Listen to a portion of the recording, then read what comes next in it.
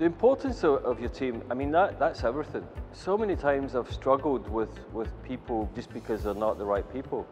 The team has to bring, over and above what you expect. And the support, I should be able to sweep the floor or take the photograph of the model, do the hair, just as much as I expect anyone else to do. The thing I always tell my team is, if you can't do it, tell me now. It's much easier for me to reallocate than to have to pull back. And that transparency with the team is very, very important. But with this team, including Gareth and Tom, it's built right, Really smart thinking on LBP's part, that they gave us a team of people who would take a challenge, because for us it's like, we want to make classic products, but classic products that outperform what the classic was, and it's the new.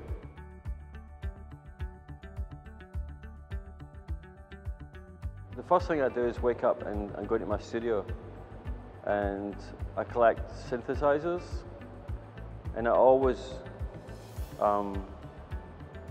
create just a loop, and very simple, sometimes very calm, and then I leave it running sometimes for the whole day.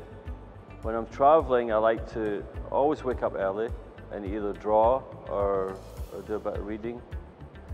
And the day sort of takes its course, but what I try and do all day is, or at least some part of the day, is find something that distracts me from my job.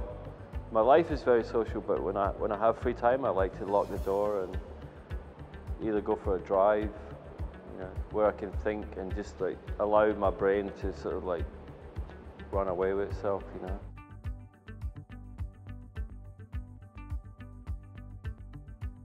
Social media has and it is continually changing our landscape. I mean, everything we see, how clients look for hairdressers. I moved to LA and I opened a space called White House, and it's where I really started to promote White House through social media. It's opened up a world of opportunity. You years ago would have to do a photo shoot, pitch your photographs to you guys, a magazine, to local press. Nowadays, every individual in your salon is part of your marketing tool. Now, Instagram is editorial. Your work's there, you can promote, you've got a portfolio. I mean, it's unbelievable.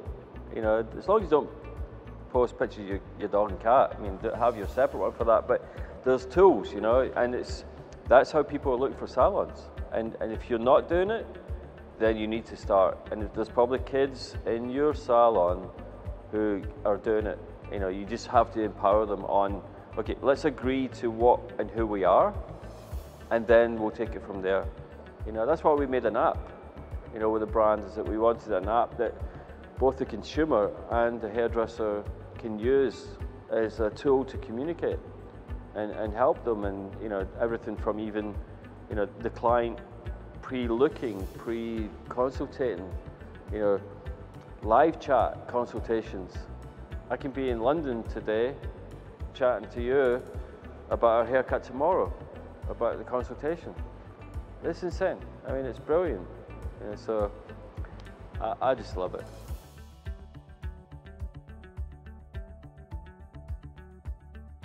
Reset was actually an idea that Tev had to make a film for LBP. We had this producer, Lindsay Bardell, who was finding out sort of information on the industry, and I was seeing words like sticky pricing, undercutting, shell game. I was like, what does that mean? And it's like, oh, it's about this and that. It's like, okay, well, why don't we get a bunch of hairdressers and we'll ask them what's up with the industry? It just seemed like it wasn't enough. It scratched the surface, and it seemed biased because it was just owners. There wasn't enough of a range of people to give people a better perspective, and and that was it. We took those 5 questions, and literally in between going on tour and shooting for Aramco, I would slip away and do these interviews. And we get into about 3 or 4 interviews. In fact, we did about 9 here, and then we decided that we had to go even bigger. So we thought, okay, one of the major things that kept coming up was deregulation. And that was scary, because to me, at that point, yeah, get rid of the schools. They're terrible. People hate them. They don't want to go, you know, like, that was it. We started to look at that. We got representatives from, you know, different parts of the country to talk about legislation in Washington and what's going on.